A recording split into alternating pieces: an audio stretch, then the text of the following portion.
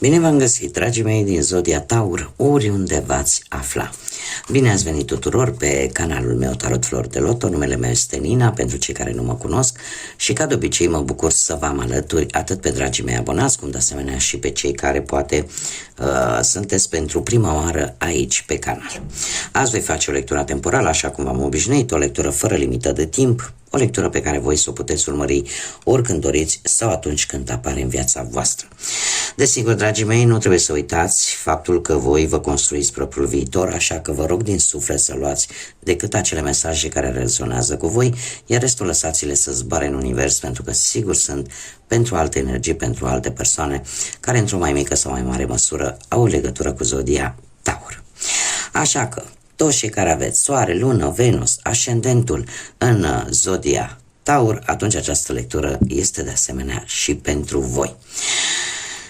De asemenea, am hotărât să fac lucrul ăsta la fiecare zodie, nu de alta, dar și eu sunt om și eu am sentimente și eu am sensibilitățile mele și nu vreau să mi se spună, domnule, dar nu ne-ai anunțat. Am o mare rugăminte pentru toți cei care aveți o problemă cu timbrul vocii mele. Dacă considerați că acest lucru este important pentru voi, eu nu vă pot obliga să mă ascultați, dar vă rog din suflet, nu încercați să mă umiliți prin tot felul de mesaje în care încercați să-mi arătați de fapt că, uite, domne, din cauza că ai o voce care mie nu-mi place, eu mă dezabonez.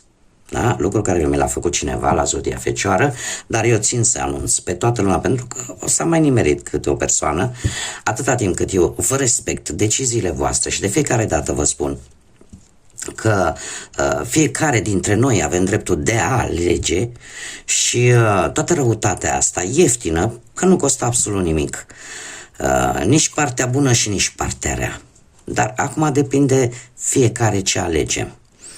Dar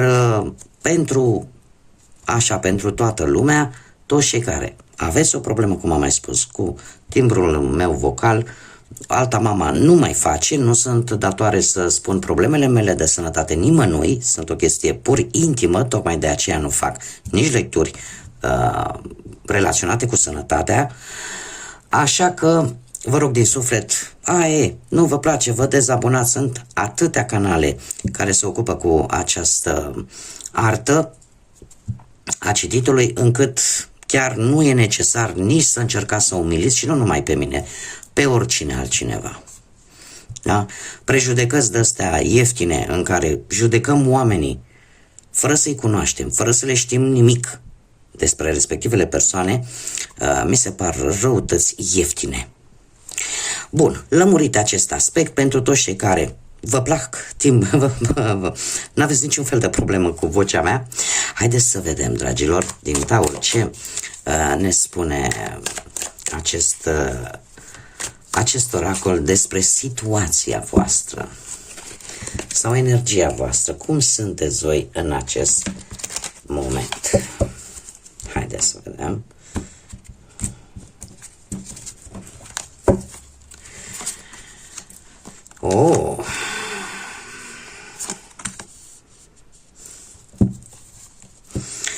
Dragii mei, ați traversat o perioadă în care, cel puțin cu ceva timp în urmă, în care totul era ok, aveați o armonie, aveați o stabilitate. În acest moment se pare că v-ați înhămat la o căruță foarte grea, ori că ați acceptat un contract, ori că aveți un plan pe care vreți să-l duceți la bun sfârșit, numai că parcă cu cât vreți să înaintați, să mergeți înainte, parcă mereu apar tot felul de piedici, da? Și sunteți într-un moment în care efectiv unii dintre voi luptați cu morile de vânt. Trebuie să vă spun că perioada imediat următoare vine cu o transformare foarte foarte puternică. E ca și cum ai zice ceva se pierde. Da.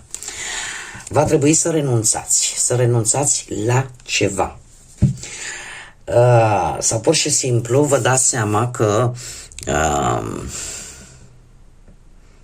ceva se pierde.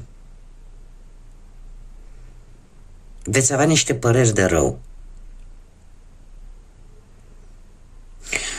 Niște păreri de rău care de fapt nu vor face altceva decât să vă dea și mai mult curaj și să ajungeți într-un final, în următoarea perioadă, la planul pe care voi l-ați avut în cap, la destinația călătoriei pe care voi ați întreprins-o de ceva vreme, la așteptările pe care voi le-ați avut. Da, așa că nu vă încercați să nu vă lăsați, pentru că ceea ce se pierde, de fapt, pe voi vă va propulsa înainte. E posibil unii dintre voi, sinceră să fiu, nu văd niciun fel de legătură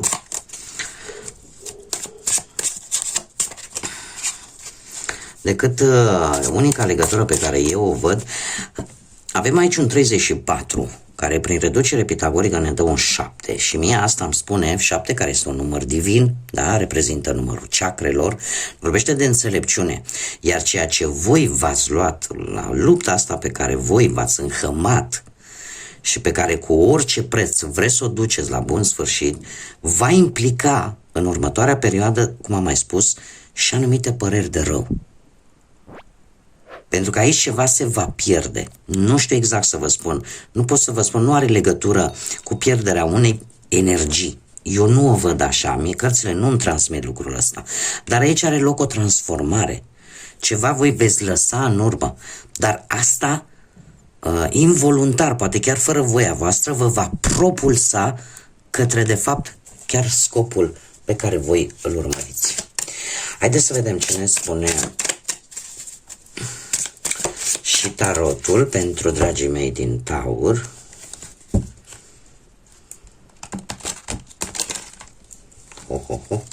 Aveți gândurile foarte înșirate în 20.000 de locuri. Sunteți în acest moment, încă sunteți sub această luptă.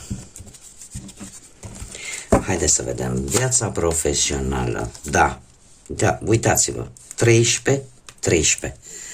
Deci clar aici are loc o transformare sau o schimbare bruscă care de fapt, fără voia voastră, vă va împinge totuși către succes. Și de ce vă spun? Pentru că și tarotul mi-arată același lucru. Avem moartea. Nu știu dacă Zodia Scorpion vă spune ceva. Avem berbec. Cert este că la nivel profesional a avut loc o schimbare. O schimbare care, cum să spun eu, ți-a adus o mai bună relație, poate cu șefii la ora actuală. De ce? Pentru că avem împăratul. Poate să fie un șef, poate să fie, nu știu, vreun bun coleg de muncă sau pur și simplu, dacă nu vorbim de o energie, vorbim de o situație în care tu ești mult mai organizat, care împrumuți cumva caracteristicile împăratului și ești mult mai organizat, mult mai atent la detalii, nu mai faci lucrurile la întâmplare, le faci foarte bine calculat, iar asta, dragilor, pe plan profesional, vouă o să vă aducă, cu acest 9 de cupe, o să vă aducă atingerea obiectivului vostru, nu știu. Unii puteți obține vreo avansare, alții puteți obține un post în urma unui interviu, iar răspunsul să fie unul pozitiv. Cumva așteptarea se termină. De asta vă spun, ceva, întotdeauna se întâmplă lucrul ăsta, sau cel puțin de mare majoritate, când avem de-a face cu un eveniment sau cu o situație aparent negativă, ea de fapt pe termen lung se va dovedi de fapt folositoare, da, sau chiar necesară. Așa că pe planul ăsta al muncii lucrurile merg bine. Haideți să vedem pe partea financiară ce vine pentru dragii mei din Taur. Ia să vedem. Pe partea financiară, pe ia uitați-vă aici, cum puneți voi bănuți deoparte, bănuți cu bănuți așa. Se pare că ați reușit să puneți ceva bănuți deoparte și Și de ce? Pentru că așa se întâmplă. Regina de monede, care vă și reprezintă, în permanență își pune ceva deoparte, fără să știe nimeni, pentru că, de obicei, pentru ea banii reprezintă siguranță și prosperitate la un loc. Așa că de fiecare dată când vreun membru al familiei are nevoie de ceva, știe la cine să apeleze. Trebuie să vă spun, dragilor, că cel puțin era să fac o cacofonie, cu banii veți sta extraordinar de bine. De ce? Pentru că banul la bani trage. În prezent avem un as de monede care îmi vorbește de o șansă extraordinară de a rezolva anumite situații financiare. Vor crește câștigurile, e posibil să aveți o idee care să vă aducă un câștig în plus. Iar faptul că avem și un paj de monede, de asemenea tot de monede, voi vă cunoașteți valoarea. Voi știți cât vi se cuvine. Și chiar dacă nu primiți, aveți răbdare, pentru că într-un fel sau altul veți obține o recompensă. E adevărat că dacă unii dintre voi aveați intenția de a renunța poate la un anumit job, acest paș de monede vine și spune că totuși nu e momentul acum. Să mai aveți un pic de răbdare. Asta așa ca o informație suplimentară, dar se pare că sunteți următoarea perioadă va trebui să acționați, trebuie să obțineți anumite informații necesare pentru a reuși ceea ce voi v-ați propus, pentru că aici mi-apare o șansă foarte bună de a vă mări veniturile. Dar ca să profitați din plin de această șansă, obțineți informații sau unii dintre voi poate chiar va trebui să faceți să începeți vreun curs, vreun studiu, ceva. Acum depinde ce implică această șansă. Dar pe partea asta, bănuților, lucrurile nu sunt rele. Haideți să vedem în relație, cei care sunteți într-o relație, pe partea asta sentimentală, dragii mei, ce e cu voi? Ceva s-a schimbat brusc. Ceva s-a schimbat brusc și are legătură cu străinătatea, are legătură cu drumurile, posibil chiar cu circulația asta cu avionul, posibil. Aici a apărut ceva. Aici a apărut o schimbare bruscă cu lumea. E ca și cum un capitol, o etapă din viața voastră, cumva parcă s-a încheiat și ați început o altă nouă experiență în ceea ce privește relația voastră.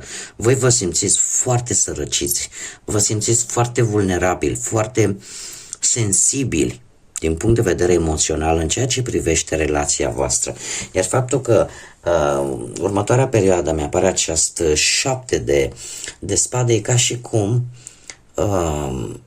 aveți o problemă cu încrederea. Aveți o problemă cu încrederea și unii dintre voi chiar considerați poate că e mai bine să așteptați și să nu spuneți anumite lucruri care vă frământă în interiorul vostru. Dar haideți să nu vă las chiar așa. Da, un 7 de spade și pe urmă imediat un 7 de bâte. Aveți o teamă, ca să o spunem pe aia dreaptă și cinstită, aveți o teamă, nu știu dacă de perechea voastră sau în general de relația voastră, aveți o teamă că lucrurile se vor răci între voi. Dar apare acest 7 de bâte. Un 7 de bâte care mie îmi spune că, într-adevăr, e posibil ca anumite persoane invidioase să încerce să destabilizeze, poate, relația. Da? De ce? Pentru că e totuși cineva la distanță care își cam tot bagă nasul, poate, în relația voastră. Și lucrul ăsta, desigur, poate aduce anumite complicații, dar de asemenea, această carte vine și cu un mic sfat, și anume, nu trebuie să te lași, trebuie să lupți. Dacă consider că relația este importantă pentru tine, trebuie să lupți pentru ea și, în afară de acest lucru, trebuie să discutați sincer vis-a-vis de perechea voastră, sau cu perechea voastră, mai bine spus. Este foarte interesant, pentru că nu îmi apare nicio energie apare decât efectiv ceea ce voi simțiți. Voi vă simțiți sărăciți, vă simțiți furați, vă simțiți, aveți o teamă de a nu vă pierde încrederea, de a nu fi înșelați. Și asta provine de la cineva, mare atenție, de la distanță, care cumva tot hrănește această stare și o face din invidie. Așa că mare grijă să nu cădeți în această capcană și să încercați să aveți o discuție cât mai sinceră, cât mai onestă cu perechea voastră pentru a lămuri orice aspect. Acum, cei care sunteți singuri, dragilor, singuri poate în urma văduviei, a unui divorț, a unei separări, sau poate pur și simplu nu ați reușit să vă găsiți perechea. Dragilor, voi cu ceva timp în urmă ați avut o relație și eu aș spune că a fost o relație destul de pasională, destul de emoțională. Doi de cupe îmi vorbește despre o iubire foarte profundă, dar și foarte senzuală în același timp. Ceva care a fost în mod echitabil, da? Ați dat sentimente, ați și primit sentimente. Avem totuși moderația care vorbește de un echilibru și de faptul că ceva s-a întâmplat aici, pentru că voi simțiți nevoia de a sta în permanență lângă persoana respectivă, iar ceva aici vă oprește și sunteți cumva încercați să vă echilibrați, ca să zic așa, ce gândiți cu ceea ce vă doriți, sau mai bine spus, încercați să echilibrați ce își dorește sufletul cu ce își dorește partea fizică sau rațiunea. Da? Sunteți așa, cam la mijloc. Pe perioada imediat următoare vine cu acest 8 de monede. Un 8 de monede care mie îmi spune că vă veți concentra mai mult pe muncă și poate pe a face bani și nu știu, sau poate pe anumite cursuri, pe anumite studii, cumva tocmai pentru a schimba ceva în ceea ce privește relația. Dar aici mi-apare dorința de a sta mai mult timp împreună. Și este ceva ce vouă vă aparține. Nu știu dacă Zodia Săgetător vă spune ceva. Da? Iar aici apare într-adevăr o decizie pe care voi ați luat-o, să munciți, să faceți ceva ca acest echilibru să ajungă să fie și real. Haideți să vedem ce ne spune acest oracol al cristalelor și al îngerilor. Să vedem ce mesaj are pentru dragii mei din Taur pentru următoarea perioadă. Un mesaj, te rog, pentru dragii mei din Taur. Și avem topazul. Topazul, dragilor, care ne spune în felul următor. Puterea iertării. Este timpul să lași această furie pe care o ții în interiorul tău și care îți blochează sănătatea și fericirea. Se pare că unii dintre voi în acest moment încă aveți polițe vechi pe care vreți să le plătiți unor sau unei persoane. Totuși, acest oracol al cristalelor spune că totuși ar trebui să dai drum acestei furii. Da? Să-i dai drumul, pentru că nu face altceva decât să-ți faci rău la propria ta sănătate și, desigur, la propria ta fericire, pentru că nu te lasă să avansezi. Și acum, ca o noutate pentru voi, dragilor, este prima oară când le folosesc, sper să le mai folosesc și să vă placă și vouă, să ne dea răspunsurile pe care și voi le așteptați. Voi folosi zarurile astrologice și haideți să vedem ce informații ne mai dă aceste zaruri astrologice pentru dragii mei din Taur în următoarea perioadă. Ei, dragilor, avem casa a treia, zodia Pești, și îl avem pe Mercur. Să le pun așa, nu știu dacă se văd. Bun. Ce îmi spune aici? Îmi vorbește tare mult de comunicare. Casa a treia ne vorbește de studiu, de educație și în general de călătoriile scurte. Casa a treia este guvernată de către Mercur și zodia Gemeni, dar totuși avem zodia Pești. Dar această corelație între planeta Mercur și această casă a potențialului pe care tu l-ai din naștere este, eu aș spune că este o energie activă, masculină. Voi veți lua o inițiativă în ceea ce privește profesia voastră sau vreți să faceți un curs, vreți să avansați prin intermediul studiului. Și poate că unii dintre voi sunteți dispuși, indiferent cât v-ar costa, să duceți la bun sfârșit o anumită dorință pe care voi ați avut-o încă sau cu mulți ani în urmă și care are legătură cu,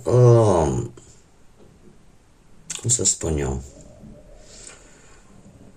posibil ori cu profesia, ori cu o anumită călătorie, e adevărat, nu lungă, dar este ceva la care voi v-ați tot dat înapoi. Acum poate ați început și ați lăsat-o. Ați început și ați lăsat-o. Ei, acum se pare că ceva vă face să vă axați și să ziceți, Doamne, nu mai amân. Faptul că avem zodia Pești, asta îmi spune mie că nu mai, cum să spun, răbdarea este o virtute și sunteți pregătiți, aveți răbdarea necesară în așa fel încât să le o luați de la capăt, pas cu pas. Și eu trebuie să mai vă spun un lucru. Zodia Pești are în același timp are o calitate, dar pe de altă parte are și ca să zic așa, și un blestem. Are o parte negativă și una pozitivă. Ce face zodia Pești? Zodia Pești e ca un burete imens, care de multe ori absorbe energia care se află în împrejurul său. Dacă e ură, absorbe ura. Dacă e dragoste, absorbe dragostea. Cumva nu are, dacă nu știe să-și canalizeze foarte bine și să se oprească, este genul de zodie care înghite foarte multe fără a riposta. Foarte greu ripostează. Iar în ceea ce vă privește pe voi, ținând cont că vorbim și de Mercur, care reprezintă comunicarea, în primul și în primul rând, voi aveți o formă de a gândi în această perioadă și de a comunica total diferită față de cum ați făcut-o până acum. Dacă până acum, de exemplu, cu această energie a peștilor, ați înghițit foarte multe sau ați încercat să faceți pe plac tuturor, mai puțin vouă, cumva apare această schimbare de mentalitate și vreți să faceți ceva pentru voi. Da? Nu știu dacă există anumite legături, poate pentru unii dintre voi cu familia, frați, surori, o legătură de genul ăsta, care de asemenea, despre care ne vorbește de asemenea și Mercur. Da? E o implicare într-o problemă în care e posibil să ai de-a face frați, surori sau poate decât unul singur dintre ei. Da? Cert este că apare o schimbare de mentalitate. Bun, dragii mei, cam asta a fost lectura pentru voi. Eu vă mulțumesc pentru prezență, vă aștept cu mare interes și la lecturile viitoare. Desigur, cei care ați rezonat, v-a plăcut, n-aveți niciun fel de problemă cu timbrul vocii mele, și nu v-ați abonat, eu vă aștept cu mare interes și cu mare drag să ne întâlnim aici pe canal, cum de asemenea aștept și sprijinul și suportul vostru vis-a-vis de acest proiect prin intermediul like-urilor, al distribuirilor și, desigur, de ce nu, al comentariilor. Așa că până data viitoare, când ne vom reîntâlni, numai bine vă doresc să aveți parte de multă căldură sufletească și de multă lumină în suflete și în gânduri. Până la o nouă lectură, să fiți iubiți, dragilor!